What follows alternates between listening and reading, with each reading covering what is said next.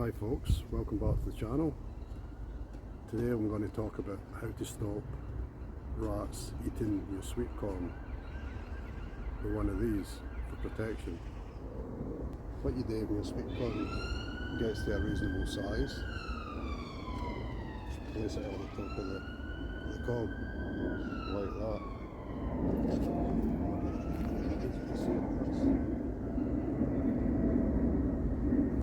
You can also put a sock over it, but I think with that you're going to get a bit more airflow and it's going to stop the rats getting to the cobs. Mine was put in late, so it's probably a wee bit too early for me to do it, but once it starts to form, try it and take the top off and you get a bit of airflow. The rats can't get to it. So other than that, I'll give you a wee look around the allotment. So something else I'd just like to quickly share. If you're thinking about buying a hose, this here, 30 metres out of Home Bargains, and you get tap connectors and a couple of other wee bits and pieces with it. So for $9.99 I think it's well worth the investment, rather than some of the ones I've seen look at £40. So other than that, we'll just have a look round at everything. So we've got the Kelvin and Wonder peas and the cooking apples. I'll need to start picking more of these, or they're going to end up on the floor, because they're yeah, as you can see, it seems a bit early yet, but it looks like they're ready to pick. Brassica cage, purple sprout and broccoli. That'll be for winter crops. That's still going good. Got a cabbage in there that's ready to be picked, probably this weekend. Got a bit of bindweed there as well, but I'll get into that. There's some beetroot along the back. I'll have a look at that at the weekend as well when I take that cabbage out. Showed you the corn. Hopefully I'll get bits off of that. I think I've got two different varieties, which I'm not sure if I don't think you're supposed to cross pollinate them, but I've stuck them in anyway, so they'll either grow or they won't. I've never grew sweet corn. I was going to say popcorn there, sweet corn for seeds before, so if it doesn't come to nothing, it doesn't come to nothing. I've also got a pumpkin growing underneath there. There's one pumpkin coming there, got a few flowers, just stuck that in there for a bit of ground cover. I think I need to get in there and weed a bit, but we'll get to that. Yellow raspberries. I was going to dig these out. I have took some out along here, but I think what I'm going to do is I'm going to cut them back sort of October, November time, and then I'm going to dig them up and put them into a couple of pots and repurpose this area for next year. Don't know, maybe outside tomatoes or whatever. My tomatoes that were, I thought would have been hit by, well, they were been hit by blight, still gone, so fingers crossed. I keep seeing bits of blight and I keep cutting it away. We might get a decent crop out of them. As you can see, they're really putting on some size, but as of yet they're not going red.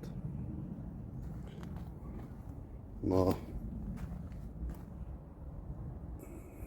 runner beans, this side was a bit slower than this other side, but as you can see now the beans are starting to come.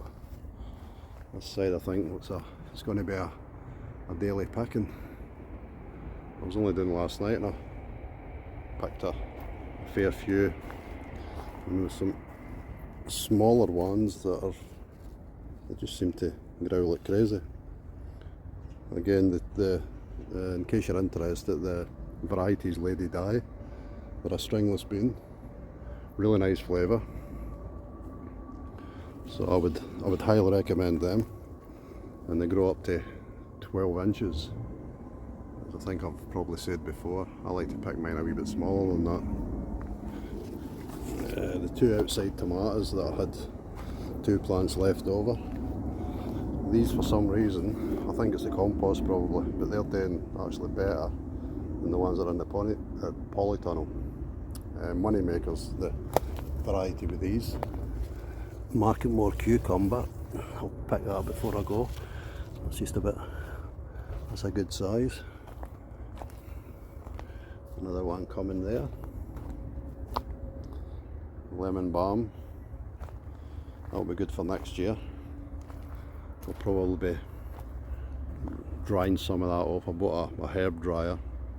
Next year I'm going to get some, dry off some mint next year as well. I had a slow start to this year because it took me a while to get a suitable weather to put the polytunnel up. So let's have a wee look in the polytunnel.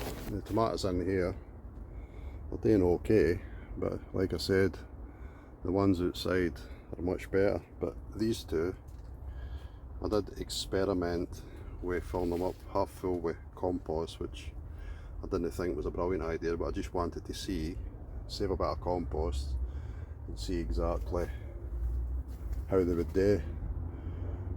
As you can see, I've stopped these ones now. 6 trusses, which is probably too many, but I mean, I'm not going to let them get any bigger than that. Same with these. So I've got 5 trusses on there. I've probably have to take some air of the tops out. I think that's another truss that's probably going to come there. So we'll get rid of that and give them a trim shortly. This one's the same. I've got 5 in each of them. The late cucumber that really was tiny, that's made a late start, so I think maybe we'll get some off of that, which is good because this one here, I've had I think 3, 4, maybe 5 decent cucumbers off that. Still got I think I'll probably get more forming if I can fit. Oh, there's one there. So again, that's the same variety as the outside one. Market more, which you can grow obviously inside or outside. So again, personal experience, first time I've grew it, or I've grew cucumbers for seed, but I would recommend it because it was easy enough. Onion's still drying, and garlic, I've used some of it, but I've just sort of left it in here. The shed, I'm actually going to get a new roof on that before the winter comes. And this area here, just probably for the compost bin, halfway down, and probably to here, I've got some pallets and I'm going to make a wee bit of deck in there. You'll see that in a future video. Just leave a bit of space up there, a bit of walkway up the side of the shed, and obviously we'll get into start tackling all that bindweed. But it's been considering how it was when I first took out the plot, I'm fairly pleased. I mean, it's still a work in progress, but it all takes time. So I've got this area's I've got carpet that was already here, just to keep the weeds down a bit. I've got these 2 raised beds, so I'm probably going to have, instead of putting them side by side, I think I'm going to put one here, because next year for this area I'm going to get stick a water butt on here and get a solar self-watering drip system for the polytunnel. That's if it lasts the winter, we'll see, but so far, fingers crossed.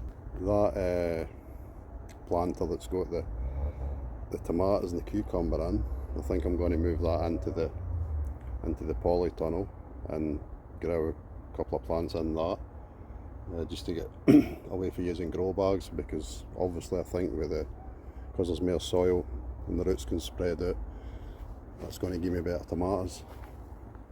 And then I've got this raised bed to sort out throughout the winter for next year. That's a 1.2 metre by 1.2 metres. I've actually got another one that I've still to build. I'm thinking probably have that in this area here, or maybe over where the carpet is. I've not really decided.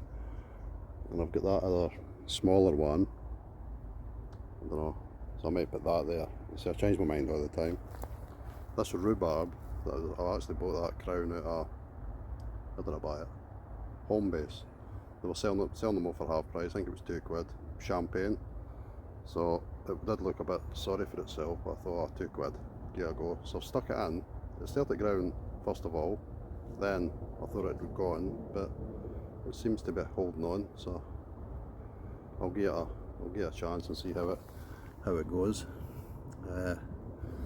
So anyway, I think that's about all there is to show really. So I better go in and do a bit of work. Broad beans to pick, and I like to put a bit of bindweed every time I come down, which is nightly as long as it doesn't rain, which we've got a bit forecast for tomorrow, and then it's sunny again. But yeah, so I'll leave it at that, folks. So again, as always, thanks for watching. If you could like, subscribe, share, comment, it all helps with the channel. So have a good evening everybody, and I'll see you all soon. Bye.